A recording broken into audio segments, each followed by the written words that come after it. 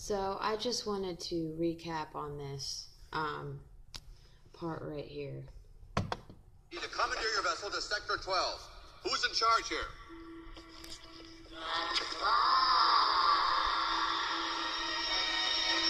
Claw is our master. Claw chooses who will go and who will stay. This is ludicrous. Hey, Bozo, you got a brain in there?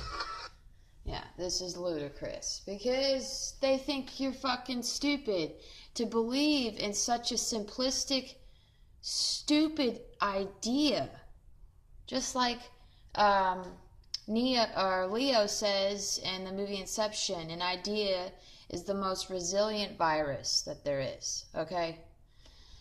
But, I mean, this is you guys inside of this fucking Claw, you know? I mean, this is all you are.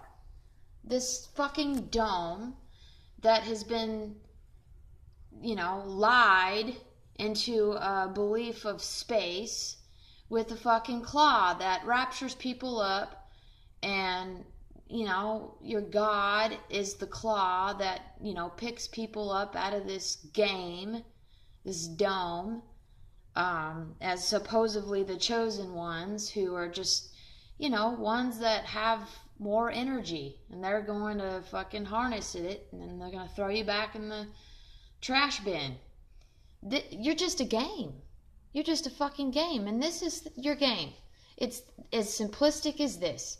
You are in a fucking game, dome-shaped son of a bitch, fed with lies and deceit about space that doesn't exist, and there's a more advanced race of entities out there that are using you as energy source, okay? I mean, this is literally where you are. And they tell you, I mean, space with stars in it, and a Claw at the top. You're God. That's how stupid they think you are. I know I keep saying that, but it's so true. It's so true. And, you know, I want to show you this. What if instead of waiting weeks for your tax fucking refund, you give an commercials. advance on that refund? An advance on my tax refund. Doesn't take brains to see Yeah, the they value of fucking that. think you're zombies, Hey, too. thanks for joining me. Hope you're doing well. In 1885, William Warren, the first president of Boston University, published his work Paradise Found, the cradle of the human race at the North Pole. In the book, he recites scientific explanations and ancient cosmology that all point to the same conclusion. Paradise is located at the North Pole. Yeah. Warren points to the Garden of Eden at the North Pole, as well as Atlantis, Mount Meru, Avalon, and Hyperborea. Hyperborea, the ancient Greek paradise, broken down means beyond the Aurora Borealis. This emerald-colored light shoots out of the center of our plane, where there is a vortex leading into this long-lost paradise. In his book... Do you remember in the movie Green Lantern when Hal goes to Oa, and before they begin to fly, he sees the Aurora Borealis shooting out, and it looked like Atlantis, the whole place? That's because that's where that light, that northern lights, is shooting out from, Atlantis. Okay? And we are that energy. We are the gas and the fuel that they're using us for to fuel their Zion. That Zion, that Atlantis that used to be our home. And they lured us into this side, their side. What's fucked up is that God, we are God, we're in hell, and the demons are in fucking heaven. You know how absurd this is? We need to be self-responsible, okay? book, Warren mentions the night skies of Eden, showing an early depiction of the Aurora Borealis. And over the years, many have suggested that Hyperborea was the original Garden of Eden. So Hyperborea, Eden, Avalon, Agartha, Shambhala, these are all different names that have been given over the years to the same paradise. Warren calls the North Pole the navel of the Earth. And like I've been saying, all compasses point north to this paradise, urging us to come pass into Earth's center, Earth's navel.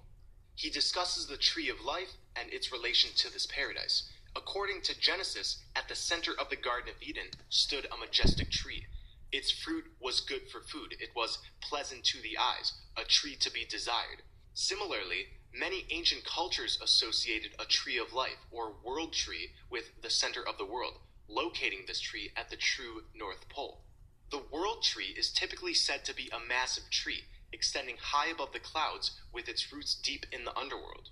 We have Valagfa in Hungarian mythology, Yggdrasil in Norse mythology, the Ashvatha in Hindu mythology, the Qianmu in Chinese mythology, It's the everywhere. Mayan world tree, and there's many more.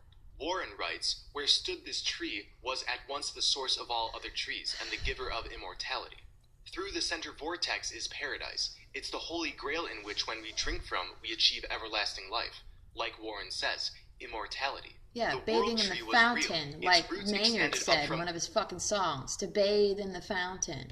the Fucking underbelly asshole. of our flat Earth, and this organism spread out across our plane.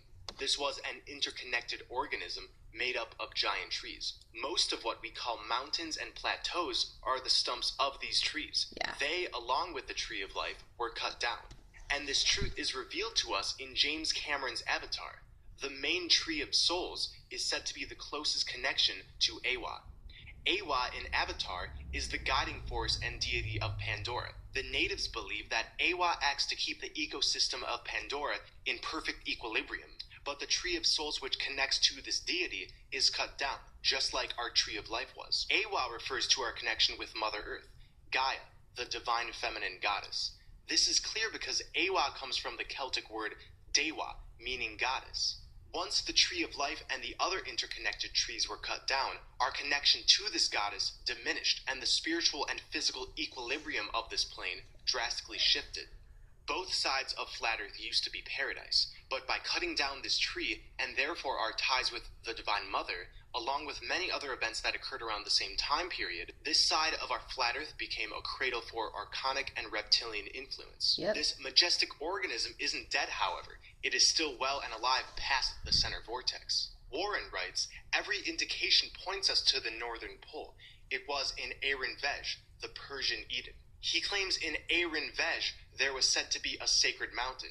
This is Mount Meru. Like I said, Yeah. mountains are giant tree stumps, so Mount Meru, the magnetic mountain which is depicted all throughout ancient cosmology, is actually